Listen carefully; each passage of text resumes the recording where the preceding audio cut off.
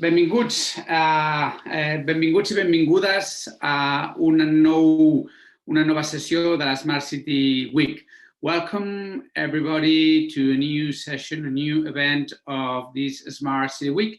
We're just in the middle of the week. You know that the Smart City Week this year is focused on digital innovation.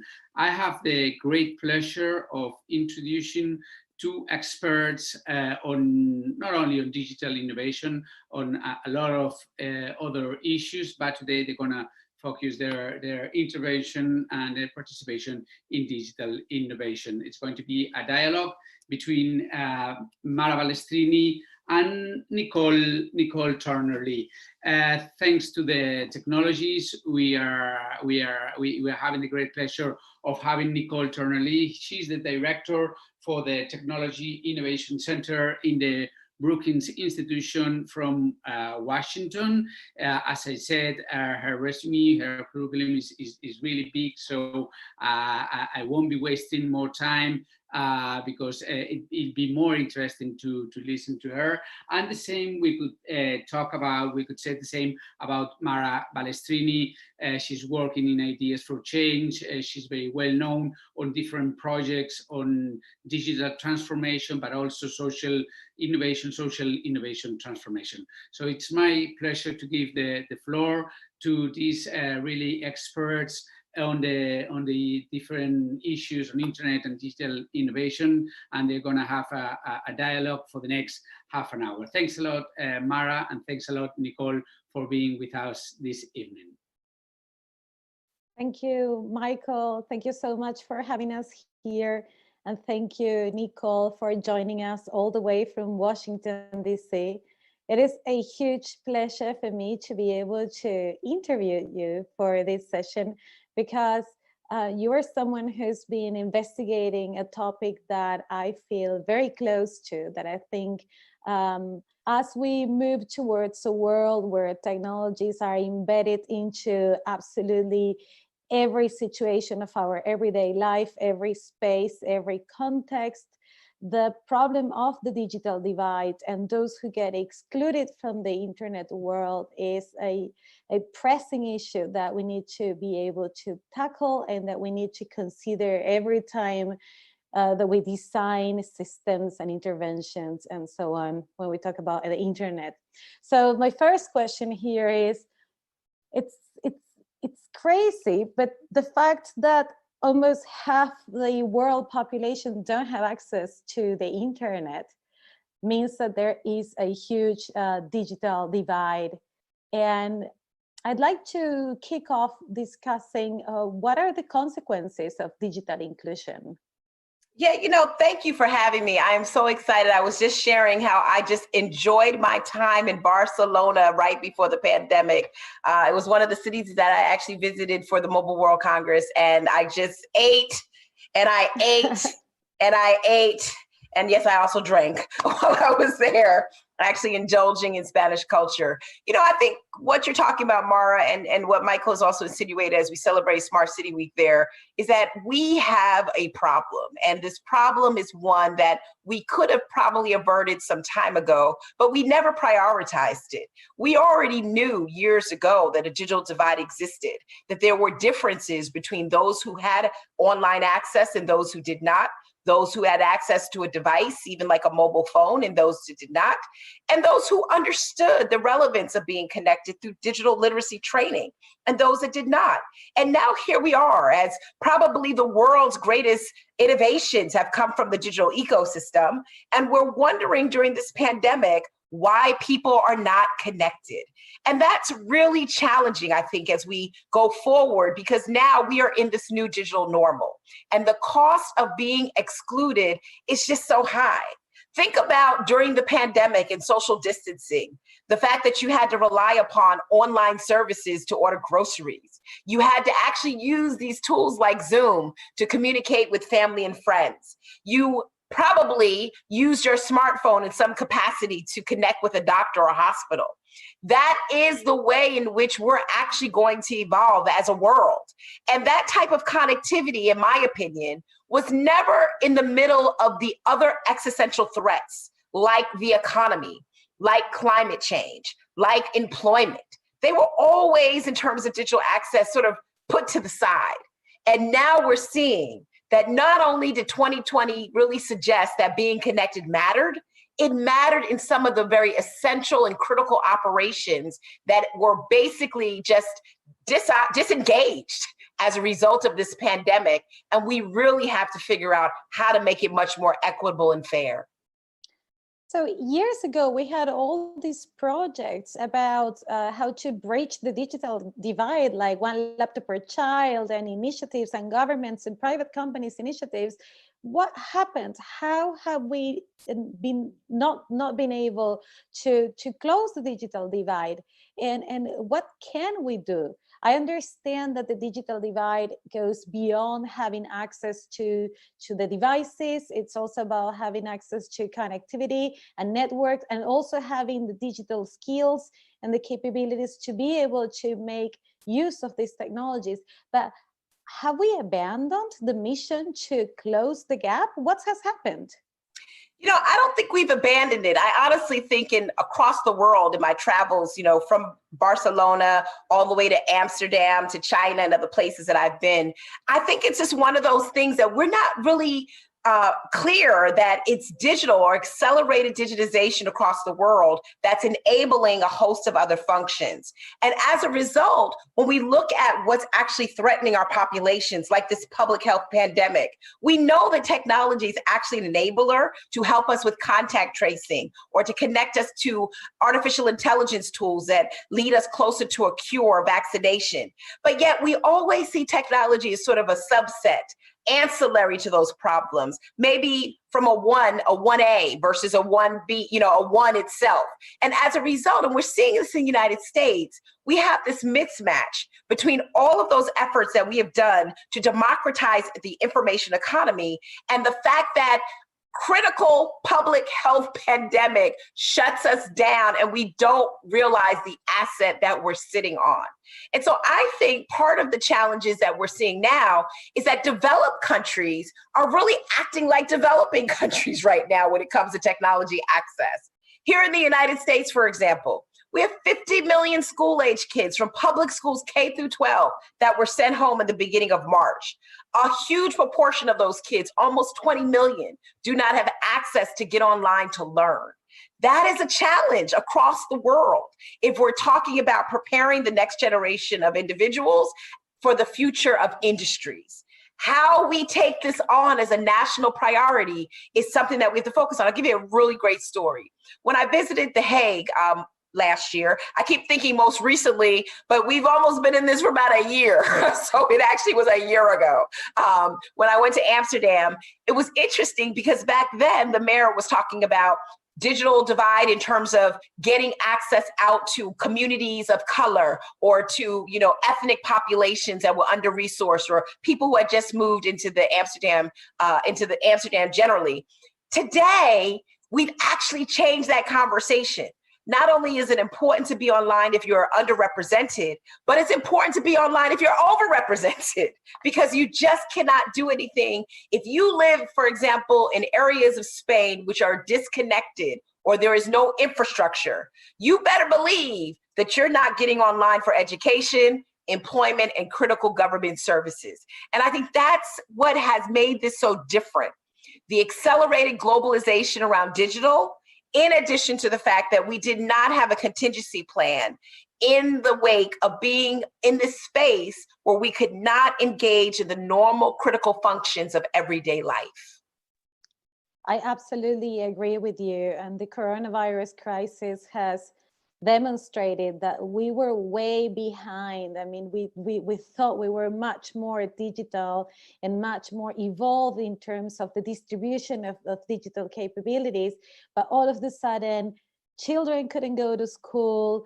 You couldn't run any government services were stopped. People who needed to do urgent matters couldn't find a way to do them online, and so on. How can we, and obviously this, as usual, typically affects those who rely more on public services, who have the biggest needs, and so on. So how can we promote digital inclusion? What do we have to do now? Having learned this huge lesson, what can we do to promote digital inclusion and to move one step closer to closing the gap? Well, I think we have to recognize, I think at all levels of government, that this is an all hands on deck strategy, right? That has to be deployed. It is no longer about, the incumbent service providers that bring internet services to communities. This is about government sitting at the table with them alongside school leaders, alongside workforce leaders. This is a situation where, and I was on a panel yesterday where I said, all hands on deck actually means a whole lot now. This is nothing that we can actually say it's an urban or rural problem. It's everybody's problem. And I suggest that because as we come out of this pandemic, we may have the tendency to go back to how things were in terms of consuming technology for our own individual gain. Oh, I get online because I want to listen to this music. Oh, I get online because I prefer to shop at this store. But the bottom line is, across the world, we have lost brick and mortar stores. We have businesses that were not able to survive because they were primarily analog. They did not deal in bits and bytes. And as a result of that, we need a strategy to enable those businesses to come back in different form. We may need a strategy to teach our young people. I have a 14-year-old daughter here in Alexandria who's doing virtual learning. I kid you not, as a parent, I have a PhD and I cannot teach her. I did not want to become a teacher, and I have so much more credit for those frontline teachers that are doing the work. But I think it causes us to reimagine what the next century looks like, and I think that's what we need to really put together plans to make that work. I agree with you that finding solutions means sitting at the table, the different stakeholders, public, private, community stakeholders that can reach agreement. But the truth is that we are nowadays so polarized, and it's so hard to find agreement on these things. How can we, this is one of the typical situations where you need to have a systemic change, and for that you need all the actors to be involved. Can this be achieved? Yeah, I think going forward, we're actually going to see some kind of, and if you guys can hold on, I have a little background noise that I'm going to try to stop. Okay, perfect. I think as we look at this environment, I think we're going to have a mix between what we consider to be static transactional internet versus what we're actually seeing with machine learning algorithms. So all of us have been home for the last few months. We have been consuming products online. We have been watching movies online. We have been engaging with family and friends, and the internet is picking up on all of that. And what potentially can happen is, if we're not careful, that information can be used to make determinations about us. People who were COVID positive, for example, they may actually have healthcare denied to them because the internet has picked up on the extent to which that virus can impact their insurability. We may find people who purchase certain products and goods that may be low income, for example, or maybe senior citizens. That opens the door for third-party data miners or other online thieves, because that's really what we should call them, to come in and use that data against them. I think it's so important. I've been saying this in my research at Brookings, where we actually have a podcast, Tech Tank podcast. We write about this stuff. I speak about this stuff. I think we're at a stage where we're no longer disconnecting digital access from the transactional capacity of what we all do online. And so for those of you who are participating in this week, it's not just about the movie I watch. It's about the positioning of the types of movies that you watch that opens up your profile to be potentially exploited, and maybe in some cases to be used in ways that actually help you, get you right to your product. I tell people all the time, Mara, I love shopping for Black boots. Love it. And if you send me an advertisement on Black boots, I'm going to take it. But I don't want you to actually sell me advertisements on Black boots that also identify that I'm a woman of color that may be with limited means. And that, I think, is a discrimination that we want to avoid when we come out of this. I think it's really interesting that you brought up the topic of algorithms and this new technologies that are again quite likely to create or broaden the divide between people.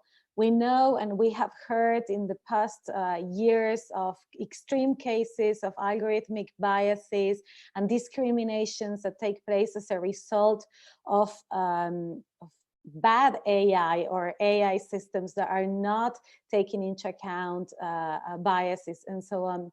So for those who are here listening to us, could you please, Nicol, explain what are the most common reasons why biases exist within machine learning models and whether there is a way that we can fix that?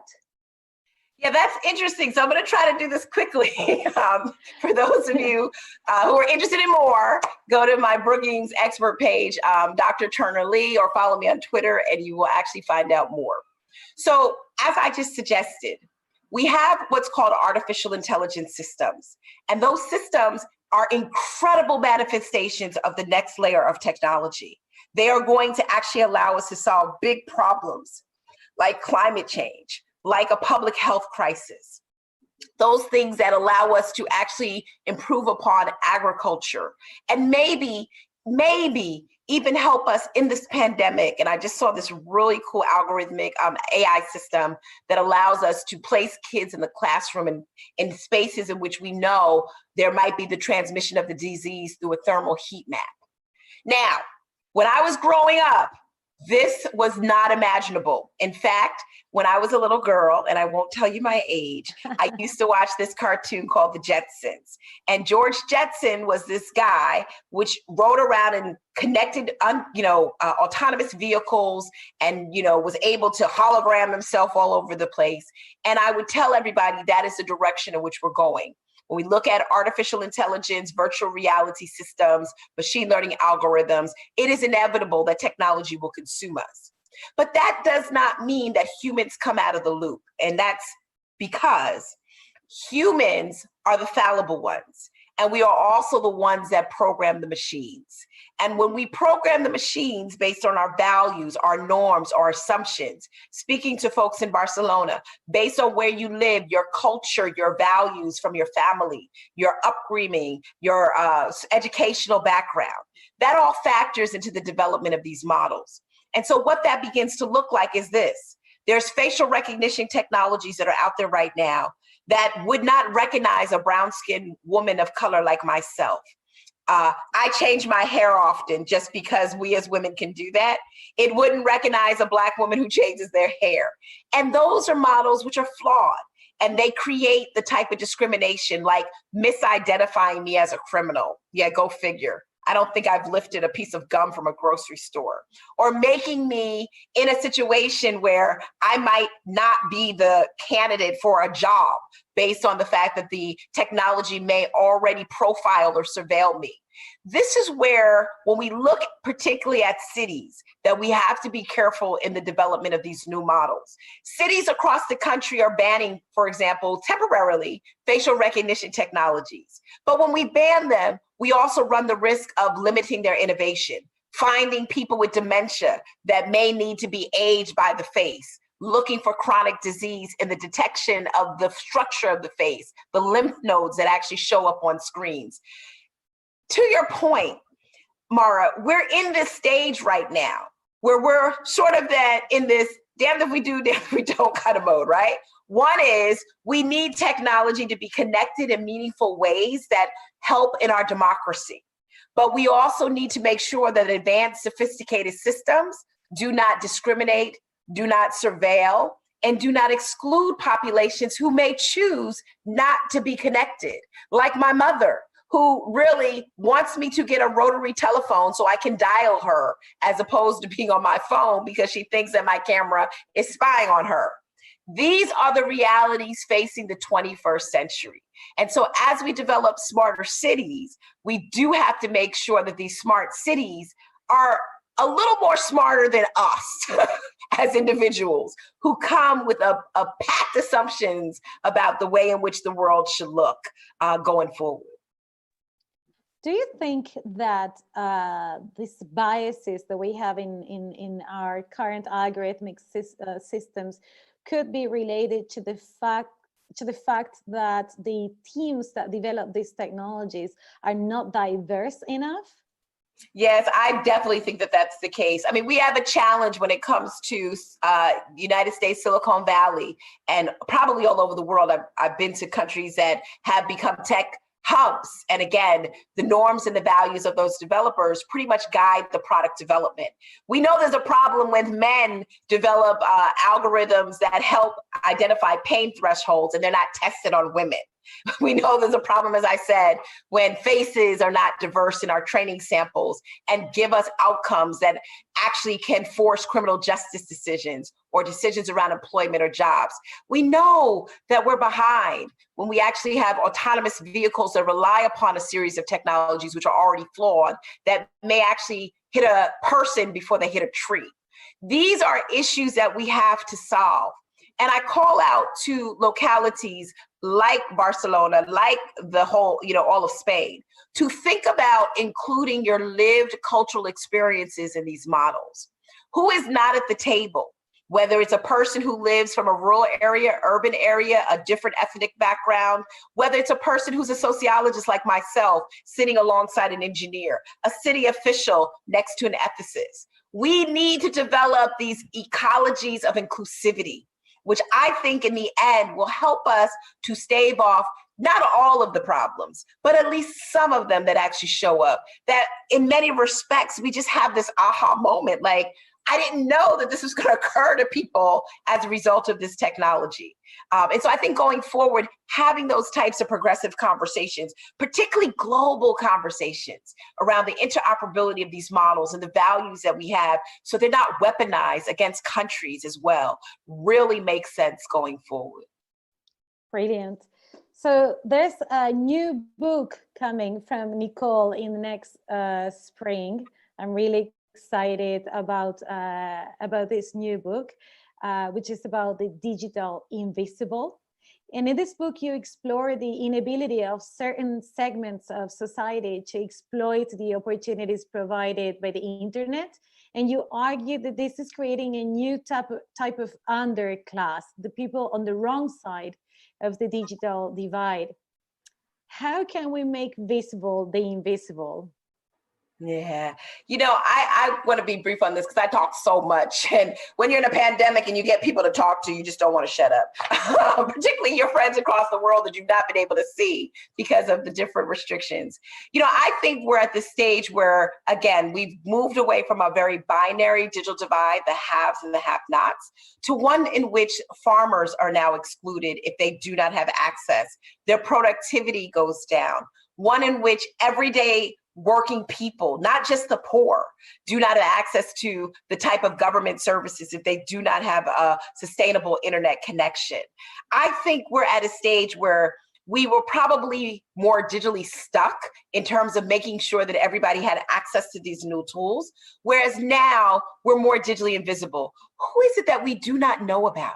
Who is out there that we have primarily pegged them as a consumer of the technology and not a producer? Who is out there, as I said, with algorithmic bias, that is not at the table, the ethicist, the person in the privacy space, the lawyer, the county official? These things matter. And in my book, I make the argument that across the world, we have some of the greatest technology companies and the greatest innovation ever seen. But yet we have millions of people, the 7 billion plus across the world, that will remain invisible simply because we don't know about them, or because, as I said earlier, we've placed technology as marginal to these other threats of the economy and poverty and climate change, when really we need to integrate technology as a cure to many of those social ills. So this has been pretty fascinating. I really like this idea of ecologies of inclusivity. I know we don't have a lot of time and I have to quickly wrap up, but I would like to, flesh it out a bit. And because it sounds like this is exactly the way forward. Could you unpack that concept a little bit? Yeah, that came out and it's in my book. It'll be available in 2021.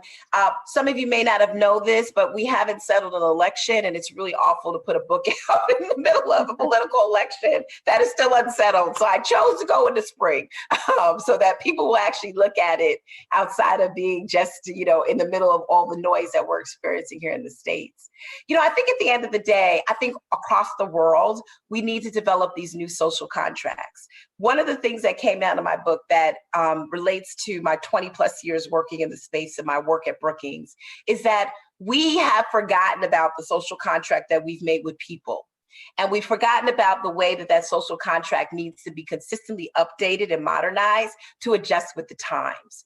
We are no longer in a space, and this is what COVID-19 really did for us. The accelerated digitization of our society suggests that we no longer live in an inline society. We're online now. And being online means that we have to ensure that we not only have the social contract that just says everybody that we know will be connected in some way or form. We'll have to talk about the utility model in another conversation because that'll take us past time. But then also, it's not just about building infrastructure, but it's about getting people to utilize the technology in ways that improve upon their quality of life. I think going forward, this is not something that's just about movies, and it's not something that's just about, broadband for, convenience purchases. For every country around this world, this is actually about the ability to have a competitive workforce, a competitive economy, competitive and smart cities, and at the end of the day, really astute individuals that understand that being connected really is a glide path to their future growth. I'll end here. I talked about that little 14-year-old I have doing virtual education. She doesn't like it. I don't like it. And part of the reason she doesn't like it is because it's new and different. And it's forcing her to talk to a screen and to take notes differently and to interact with her colleagues and her peers differently and to have a different accountability with her teachers. And as I thought about that, I said to myself, that is the new economy. Disaggregated workplaces, more remote situations where we're not going to be entering into an office building, decentralized product delivery and supply chains. And guess what? This younger generation is getting a crash course on what the future looks like. And so I think going forward, these ecologies mean that we have to be intentional about everything that's happening around us. And instead of, pushing back, perhaps figure out how to continue to reimagine old structures that served old economies and recognize that we're now in this fourth industrial revolution. Thank you, Nicole.